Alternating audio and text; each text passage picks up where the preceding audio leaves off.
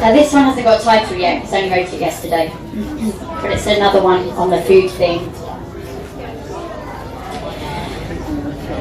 Surely it should be a basic human right to not go bed at night with an empty belly.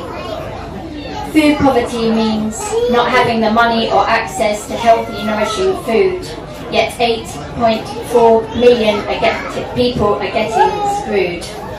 Lone parent households hardest hit with cut benefits, mostly mothers going hungry for the kids, with just £34.40 a week for food and drinks. Low-income families relying on charity because food banks are restricted, supplies are limited. Then there's the stigma and the shame and the finger of blame. It's time to reclaim the power. Let me tell you about Michelle Donnelly, mother of 4 from Hackney, where 48.1% of children live in poverty. She's fed 100,000 locals since 2020, with food intercepted from the waste stream.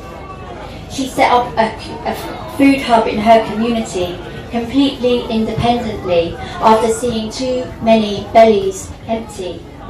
She works full-time for no pay, night and day, 80 hours a week on very little sleep. Her living room is full of packets and tins, with nowhere to store things. Lugging heavy crates, her whole body aches, stretched between a project displaced, with no base. Coordinates 100 volunteers, her rent is in arrears, and she's often in tears as she reads another desperate text from a neighbour in need. So many mouths to feed. Donnelly is strong, but is it up to her to fix what has gone wrong? We've got 1 in 7 adults experiencing food insecurity, a quarter of households in food poverty. The standard of living is lacking quality. Surely our leaders have some responsibility. Inadequate government initiatives, a few £100 for a whole winter. It's not heating versus eating. Now people can't do either. Inequality needs to be a priority. This is supposed to be a wealthy country, so tell me, where's all the fucking money? People are struggling for basic food security, a vicious cycle in perpetuity. It's time to take back food sovereignty. Food knits us into our communities. Everybody should be able to sit together at the table with the right to choose and eat their own food, according to faith, culture, or world view. Knowledge, resources, equipment, skills, lower food bills, funding for projects that are community-led. Communities empowered keeps communities fed. More information and education.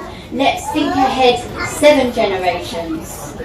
Subsidies for regenerative food production, waste reduction, an end to industrial destruction. Avail ourselves to human scale. Our agency is not for sale. Let's keep it vocal and keep it local. Demand respect for human dignity. Invest in our ability. With an acre each, we can all be free. Yet half the land is owned by the 1%, and I do not consent. So let there be no confusion. The scarcity is an illusion. The truth is that there is no lack. King Charles, we want our commons back.